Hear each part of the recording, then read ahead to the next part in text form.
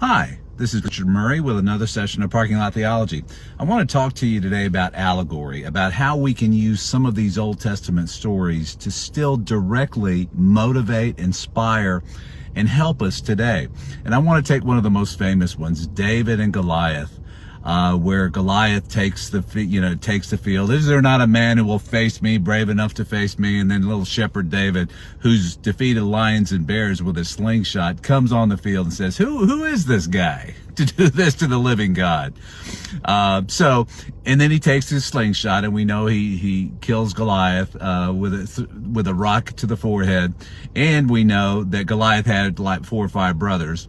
And I was just thinking the other day, we all have Goliath, but it's Goliath on the inside. We have Goliaths that come to attack our thoughts. We have bad ideas that are Goliath ideas. We'll never overcome this, or we'll never get through this, or we'll never survive this.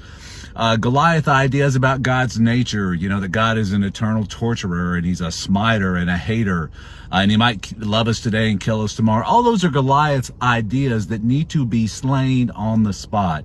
But so what is a slingshot? Well, we know from other New Testament passages that the rock in the Old Testament was the Christ, all right? So we know that David's rock is Jesus. And I would say that it's the nature of Jesus. So David took that nature of Jesus, the goodness, the light and love of God, the God who says to James and John, who want him to call fire down on those who reject them, you don't know what spirit you're of, guys. I came to save men. I didn't come to destroy them.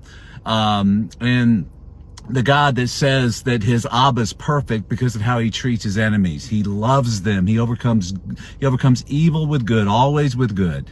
He turns the other cheek, walks the extra mile, blesses the enemies, blesses those who despitefully use him and accuse him. So when we walk in that kind of power, that's the slingshot. So whenever we get an unworthy idea about God, or an unworthy mindset about God, or an unworthy any sort of unworthy attack on our minds, because Paul said this is where the real fight is on the inside of us.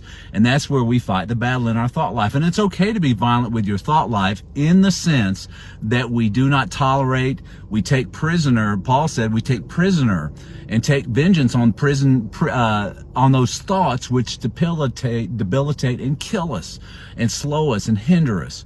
And so it is in the thought life. That's the one place where we can be. And that's where these allegories speak to, is our internal thoughts, our internal processes.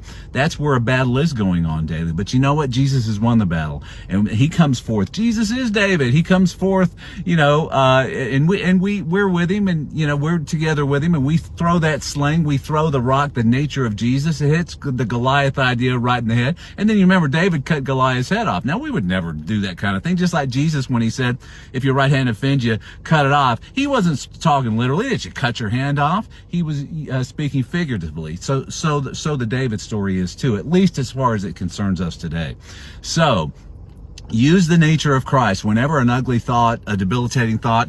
I actually wrote a song about this one time, and I just want to read you a verse from it. The refrain, actually, it's this battle is the Lord's, my exceeding great reward, not by might, strength, or sword, but by my spirit, says the Lord. The Son of David lives in me. The seed of Christ has set me free. The love of God is my strong rock. My tongue is my slingshot. And giants, lions, and bears, and all my worldly cares will fall before my sling. At salvation I do sing.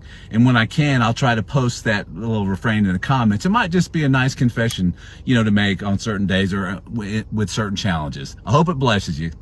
Thanks.